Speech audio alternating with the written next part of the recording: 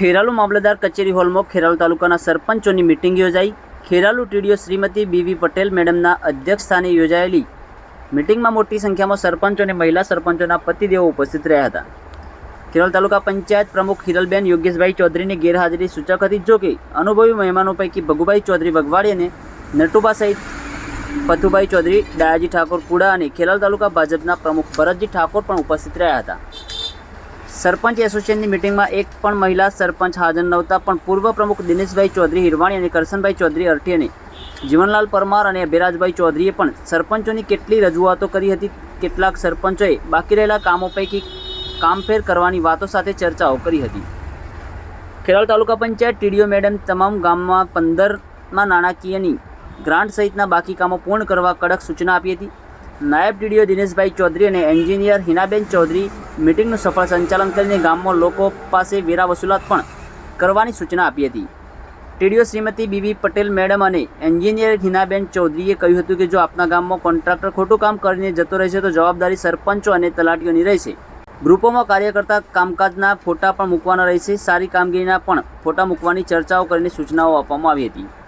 કેટલાક સરપંચોએ એટીવીટી સહિતની ગ્રાન્ટો અન્વયે ગામોના તમામ કામોના ઠરાવો કોણ બદલી નાખે છે તે મુદ્દે ગરમાગરમ ચર્ચાઓ થતાં મામલો ઉગ્ર બન્યો હતો।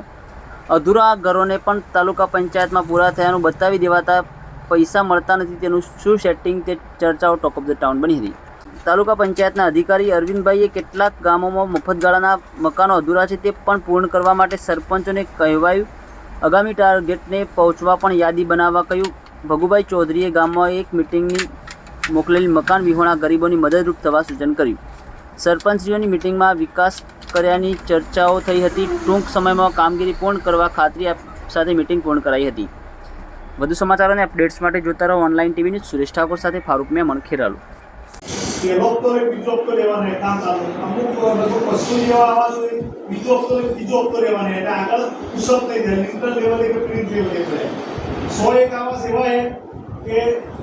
रूप लेवल डाबा लेवल आई पड़ा है एक कंप्लीशन में नहीं है એટલે અમે તલાટીને આજે બધી યાદી આપી દઈએ છીએ અને તમે સરપંચ અને તલાટી કોર્પોરેશન કરી અને જે આવાસો શરૂ નહીં થયા અને શરૂ કરાવવાનો જરૂર પ્રયત્ન કરો। અને જો આપણે આ જૂના આવાસો પતે તો નવો ટાર્ગેટ આપણે લગભગ 11મા મહિનામાં આવી જશે, બરોબર?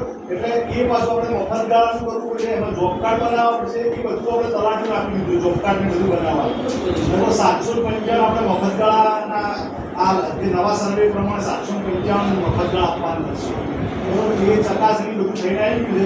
એટલે અમે યાદી એની મફત ગાળાની યાદી સ્પેશિયલ પૂછે અંદર કેટેગરી વાઇઝ બે અમે તલાટીને આપશું।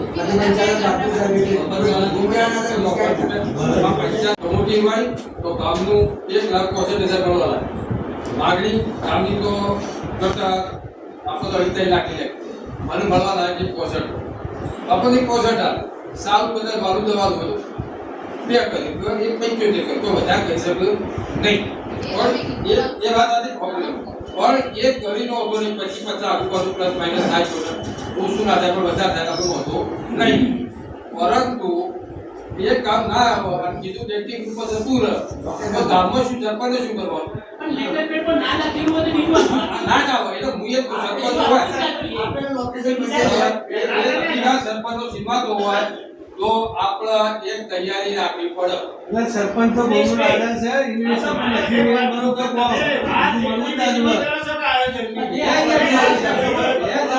બરોબર ચકાસણી કરી મોકલી દીધી એવી યાદી આવી હોય તો એમાંથી ઘર આપવાનું ચાલુ કરો। આપણે શિક્ષામાં ચૂંટણી આ બધા શું કરાય પણ મારું કેવું છે કે વહીવટદારે તો હું પહેલા તાલુકા બનાવી કહ્યું એ તો આપણે કીધું બરાબર જે આ કોઈ